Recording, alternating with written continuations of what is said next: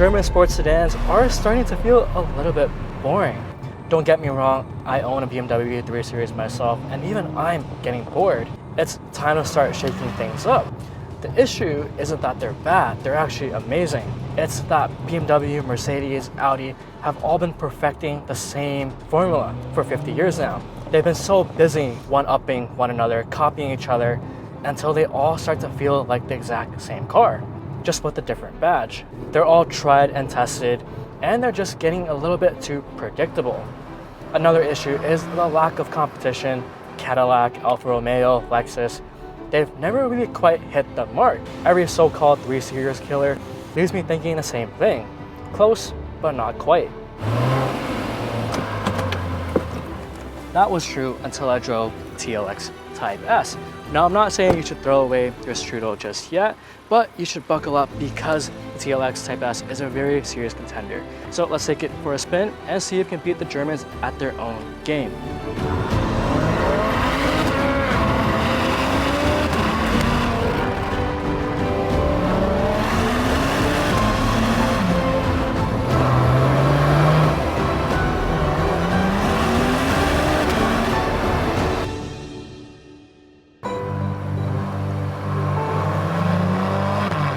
TLX Type S isn't anything new. It's been out since 2021. 2024 just happens to be a mid-cycle refresh. It has the same 3.0 liter turbocharged V6 engine, making 355 horsepower and 354 pound-feet of torque. It is quick, but it is merely average in this segment. When you put it up against the Audi S4, BMW M340, the C43, they're all a little bit faster, but they're also all a little bit more expensive. Let's do a quick launch control. Brake boost, okay. And 100 kilometers. That is quite impressive. The shifts are snappy, it just goes like that. It's great. The transmission itself is, I'd say, on par with competitors. It just needs a little bit more power, and it's pretty much up to speed with the German competitors. It does have Shoddy, also known as SH all-wheel drive. It is a front wheel based system, and it can send 70% of the power to the rear wheels, and that 70% power can be shifted left or right up to 100% of that power. So it's basically magic. Foot to the floor on a corner. It feels like you're gonna oversteer a little bit, but you don't. It just rotates you around the corner, and you can see it on this graph right here, and it shows you where the power is being sent. It just does a really good job just shifting power around to make it not feel like a front wheel drive car. Just plenty of grip, and you get power to the ground very effectively with this system. The steering is also really tight. If you turn in a little bit too fast, it will understeer a little bit, but it just snaps right in place, and it just accelerates you around the corner really well. It's super useful on a tight corner, especially on an uphill when there's not a lot of traction. It just, I don't know, it just glues you to the ground, and it just spins you around the corner as if there's someone holding the car and just turning it from above. It does a really good job. It also doesn't feel sketchy. You can just foot to the floor in a corner, and you know it will not snap out on you. Like in a BMW, you can have a lot of fun because it will slide, which you cannot do in this car. But that just means that you have a lot of confidence just to foot down around a corner, and you know that nothing's gonna happen. Again, the steering is great. I like the weight to it.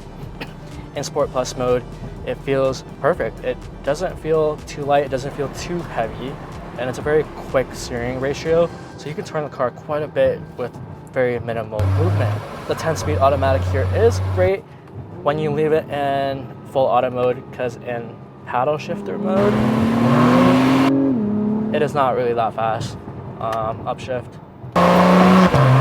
downshift, yeah.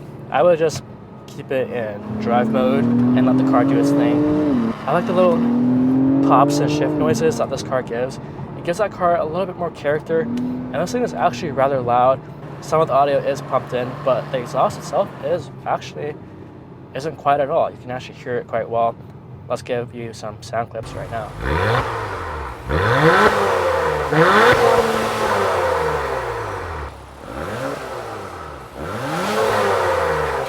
You do have your dynamic mode selector here, and it's nice and big and easy to reach, I guess, because right there in the middle. I have clicked that by accident trying to start the car because I don't know what I was doing, but you can put it in individual mode, which means you can customize everything, your steering, your suspension, and your engine. But let's just put it into Sport Plus again. There is a little bit of boost lag. Foot down, boost, okay, yeah. But it's pretty quick to respond. There's lots of boost when it does kick in. It just feels quicker because of that boost lag, and it just gives that car a little bit of extra character that it kind of needs. In terms of the engine itself, there's a lot of low-end torque though. You can just be at like 2,500 RPM, and even before hitting boost, that J Series V6 will get you enough power just to pass people without having to downshift all that much either. This car is quite big and heavy, and you do get Brembo brakes. They are a little bit sensitive, and they stop the car quite well. They are good brakes, I like them. Setting in the corner from light, again, it just yaws you around the corner.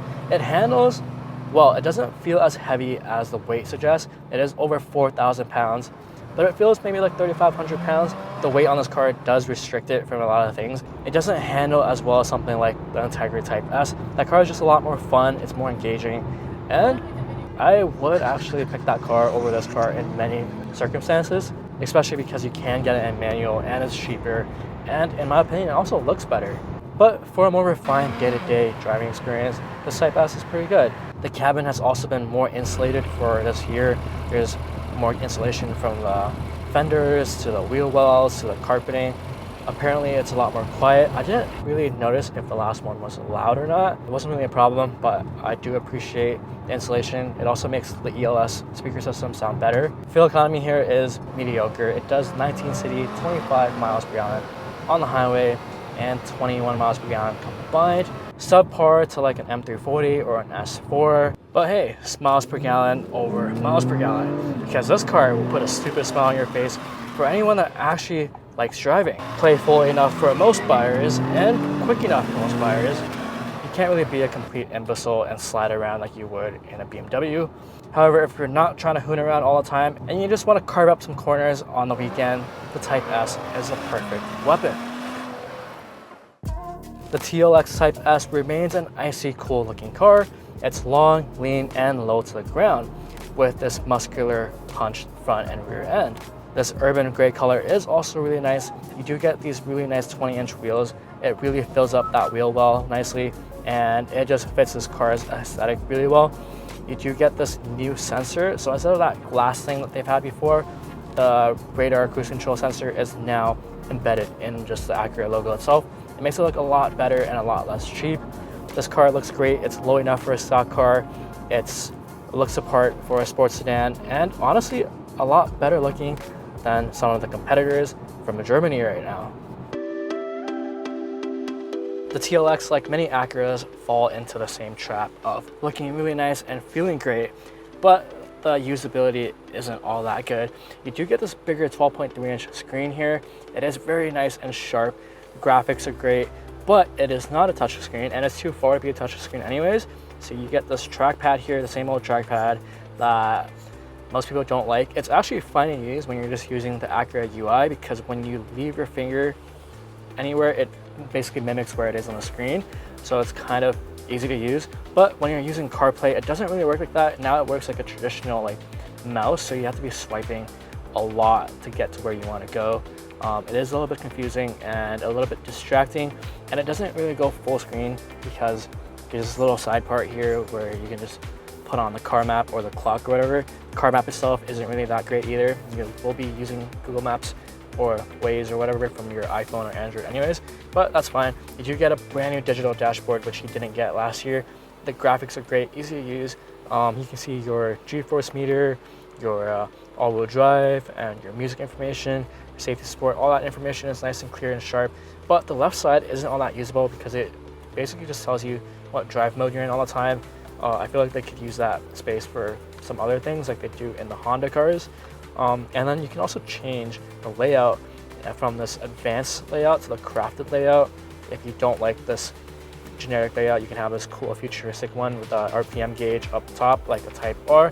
What is missing in Canada is the heads-up display. In America, you get it as standard on the TLX Type S, but for some reason it's missing, and at this price point, you would be expecting one, especially the fact that the Integra Type S gets one, or even the regular Integra gets a heads-up display, but for some reason in Canada, we didn't get that in the TLX. The seats are very comfortable though. I really enjoy them. The longer you sit on them, the more you like it. They are heated and ventilated, and it is memory seating. You do have your power adjustable thigh support, your bolstering, and your lumbar. The bolstering does hug you really nice too, so when you're taking those hard corners in this car, you are snugged. You do get your wireless charger here and your 2 cup holders. You do get 2 USB ports here, your USB-A and USB-C port, decent size cubby here. You also get a 12-volt outlet here and inside. The speakers in this car are absolutely terrific. They sound great, the bass is good, probably better than some of the German cars out there. You do get a regular sunroof here. I like the fact that there are a lot of physical buttons still. What I don't like though is a drive selector. Not a big fan of the button shifter thing. You do get a 360 camera in here, of course.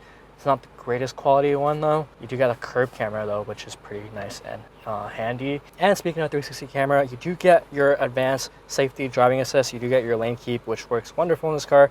You do get your adaptive cruise control, which works in stop and go traffic as well. Blind spot monitors are not on the mirrors. They are inside right here on the A-pillar. I don't mind it, but I rather them on the mirror. You do get your rear cross traffic alert and your forward collision warning and your road departure mitigation. Works well on this car, nothing really to complain about. Also checking out the key of the TLX Type S. It's actually a really good looking key. It's not too big, not too small. Type S logo on the back, and you do get your remote start and your unlock and lock button right there. Your drive mode selector is nice and big, hard to miss it, and you do get some gloss black here, some aluminum. The materials feel great. I like the padded armrests all around, and it just feels good. But I feel like it does need a little bit of an update just to keep up with the new German competitors. Checking out the rear seats of the TLX, I am sitting right behind myself at 5'8". If you were a little bit taller than me as a passenger or the driver, you would probably not have enough space because I'm basically touching the seats at this point. Foot space fine, but if you're sitting in the middle, there's a huge tunnel here. You get your 2 USB-C ports back there. Headroom is fine. Not that much space considering how long this car is. Competitors like the 3 Series and the A4, or even the Integra Type S has a little bit more space, and the Integra Type S also has heated seats in the rear. So if you're looking for space, maybe check out that car. Checking out the trunk of the TLX, you do get 14 cubic feet of space back here. Not too bad, and you can fold those seats down, but there is a massive strut bar in the way, so you really can't use that space too well anyways. And just opening this up, you do not get a spare tire, but you do get a tire compressor kit.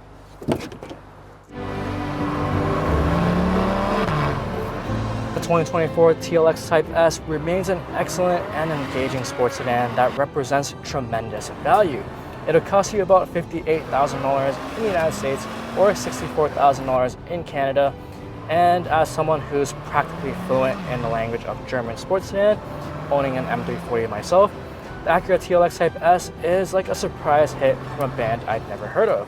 Refreshing, unexpected, and honestly, a little bit addictive with that shoddy handling. It does everything you'd expect a sports sedan to do, but with a little bit more flair and with the price tag that won't make you spit out your schnitzel. Now, I'm not saying it's perfect because I think they still need to round out some flaws like the frustrating infotainment and a mild refresh with the interior, but trust me, the TLX Type S is the best budget-friendly German sports car alternative that I've tried so far. That's all, guys. Thanks for watching.